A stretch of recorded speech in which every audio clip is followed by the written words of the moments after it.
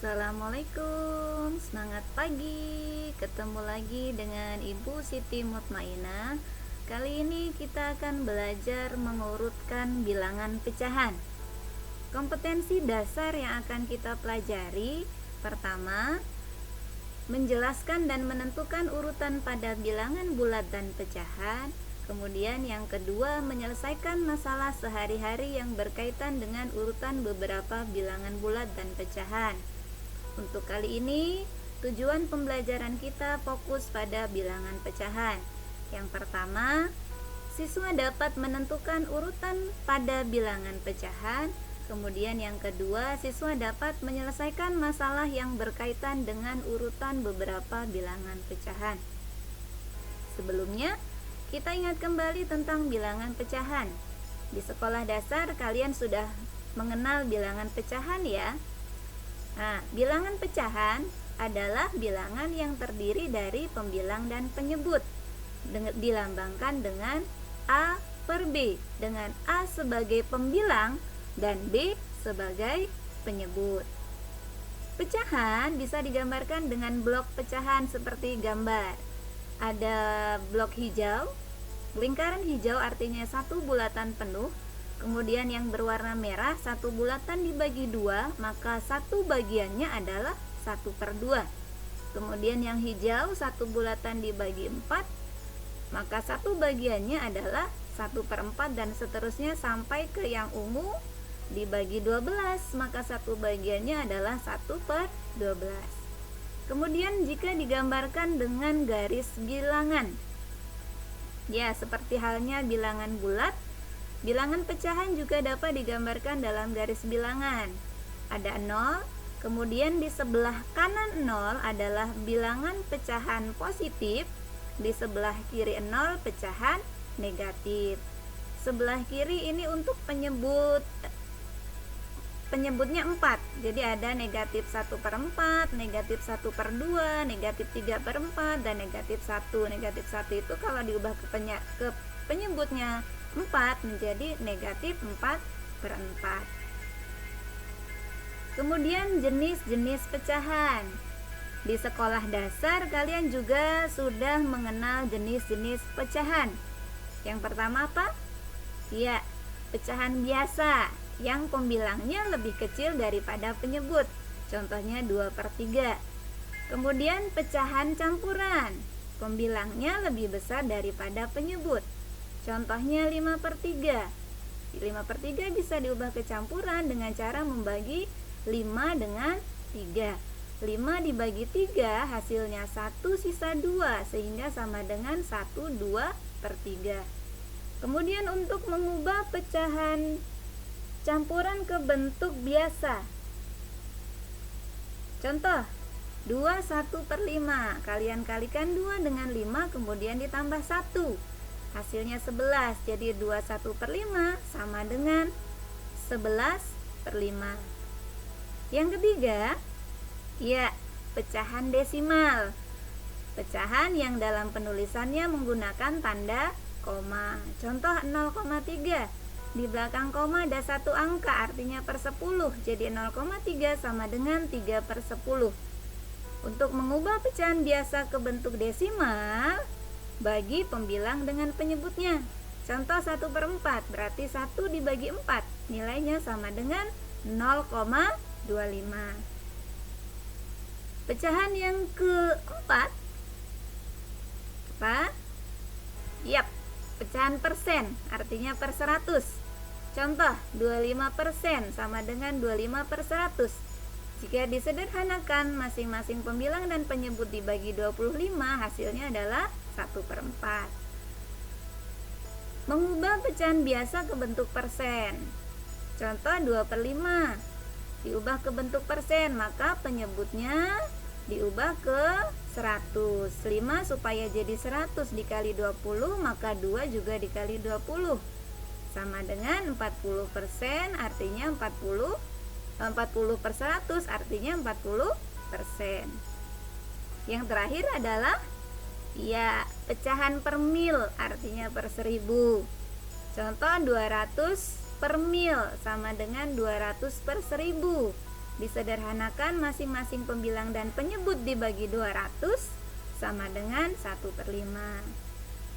Sama seperti persen, untuk mengubah per mil, pecahan biasa ke bentuk per mil, maka penyebutnya diubah ke 1000. Contohnya 2/5. 2/5, maka 5-nya dikali 200 supaya jadi 1000. Sehingga 2 juga dikali 200 sama dengan 400. Jadi 400 per mil. Kemudian kita akan ingat kembali tentang membandingkan pecahan. Di dalam membandingkan pecahan, kita ingat tanda kurang dari dengan lebih dari. Ingat ya, bagaimana caranya? Jika penyebutnya sama, yang dibandingkan adalah pembilangnya. Pembilangnya yang besar, nilainya besar. Pembilangnya yang kecil, nilainya kecil. Contoh 2/5 dengan 3/4. 2 kurang dari 4, maka 2/5 kurang dari 4/5. Jika pembilangnya sama, yang dibandingkan adalah penyebutnya. Contoh 3/5 dengan 3/7. Ingat, kalau pembilangnya sama, semakin kecil penyebut, maka semakin besar nilai pecahan itu. 3/5 dengan 3/7. Bayangkan 3 kue dibagi untuk 5 orang dengan 3 kue yang sama dibagi untuk 7 orang. Mana yang lebih besar?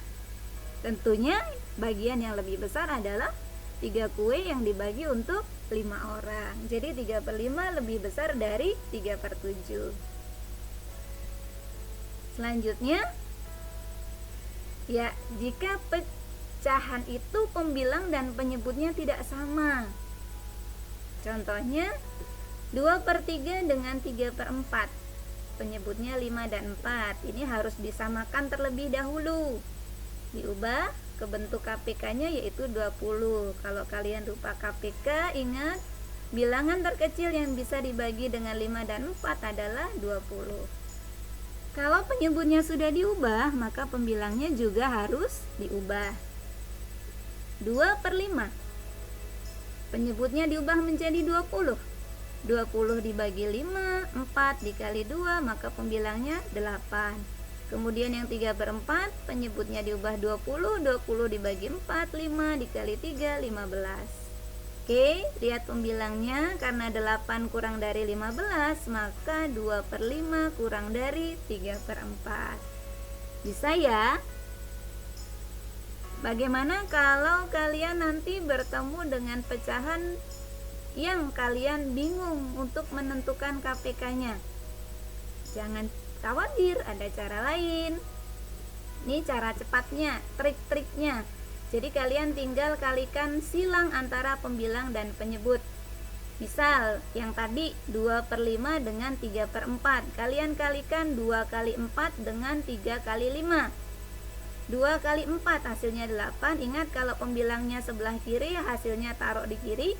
3 kali 5, 15. Karena pembilangnya di kanan, maka hasilnya taruh kanan. Jangan terbalik ya. Karena 8 kurang dari 15, maka 2/5 kurang dari 3/4. Samakan hasilnya dengan yang tadi? Ya, kalian boleh pakai salah satu dari cara ini. Nah, ke tujuan utama kita, yaitu mengurutkan pecahan. Yang pertama, jika penyebutnya sama, maka pecahan diurutkan berdasarkan pembilang. Contoh, urutan bilangan pecahan 9/11, 5/11, 8/11, 2/11 dari kecil ke besar. Mudah ya, kalian tinggal urutkan berdasarkan pembilang. Yang paling kecil 2, kemudian 5, kemudian 8, dan terakhir 9. Bisa ya? Nah, bagaimana kalau pecahan itu penyebutnya tidak sama? Jelas, seperti kalian membandingkan tadi, kita bisa menyamakan penyebut dengan mencari KPK. Contoh, urutan bilangan pecahan 5/6, 1/2, 3/4, 2/3 dari kecil ke besar. Perhatikan penyebutnya. Ada 6, 2, 4, 3. KPK-nya? Iya, bilangan terkecil yang bisa dibagi 6, 2, 4, dan 3 adalah 12.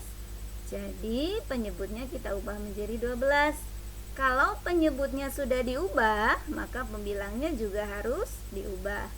Untuk 5/6, penyebutnya sudah diubah jadi 12, maka pembilangnya kita ubah. Caranya 12 dibagi 6 dikali 5. Kemudian yang 1/2, 12 dibagi 2 dikali 1. Yang 3/4, 12 dibagi 4, 3 kali 3, 9. Yang terakhir 2/3, 12 dibagi 3, 4 dikali 2, 8. Oke, baru diurutkan berdasarkan pembilangnya. Yang paling kecil 6/12 itu punya 1/2. Kemudian 8/12 punya 2/3. Kemudian 9/12 punya 3/4. Yang terakhir 10/12 punya 5/6. Mudah ya? Oke, mudah. Nah, Ibu akan memberi contoh trik kalau kalian kesulitan dalam menentukan KPK.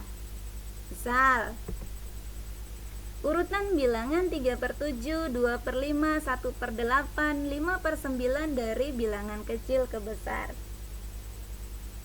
Oke, kita akan ubah bentuk pecahan ini menjadi bentuk desimal dengan cara menambahkan 0 pada pembilangnya. Jadi kalian tidak perlu mencari KPK dari 7, 5, 8, dan 9. Oke ya, caranya kita akan ubah bentuk pecahan itu menjadi bentuk desimal dengan menambahkan 0 pada pembilang. Nah, seperti ini. Jadi 30/7, 20/5, 10/8, 50/9. Setelah itu kalian bagi masing-masing pembilang dengan penyebut. Yang pertama 30/7. 30 dibagi 7, ya 4. Ada sisa? Ada. Kalau ada sisa kita tuliskan dengan tanda tambah. Jadi kita tuliskan 4 plus. Selanjutnya 20 dibagi 5. Apa hasilnya? Ya, kita tuliskan 4. 10 dibagi 8, hasilnya sisa enggak?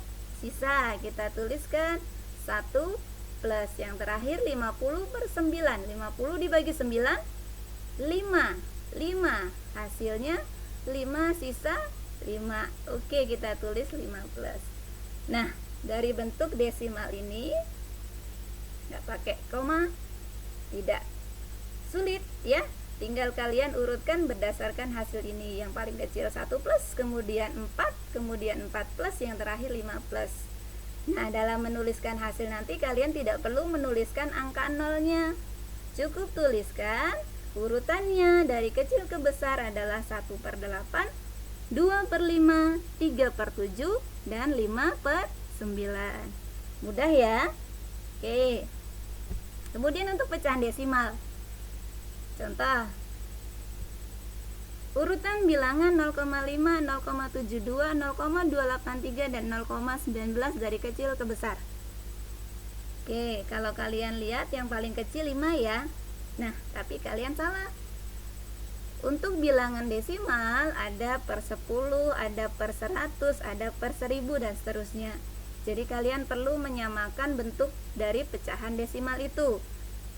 Yang paling banyak angka di belakang koma adalah 3 angka. Jadi kita bisa ubah bentuk desimal itu menjadi 3 angka di belakang koma dengan cara tambahkan 0 di belakangnya. Jadi 0,5 kita ubah menjadi 0,500. Kemudian 0,72 kita ubah 0,720. Kemudian 0,283 tetap. Yang terakhir 0,19 menjadi 0,190. Sudah bisa mengurutkan? Iya, tinggal lihat angka di belakang koma. Paling kecil 190, kemudian 283, selanjutnya 500, dan 720. Jadi urutannya tidak perlu tuliskan 0 lagi. 0,19, 0,283, 0,5, dan 0,720. Mudah ya?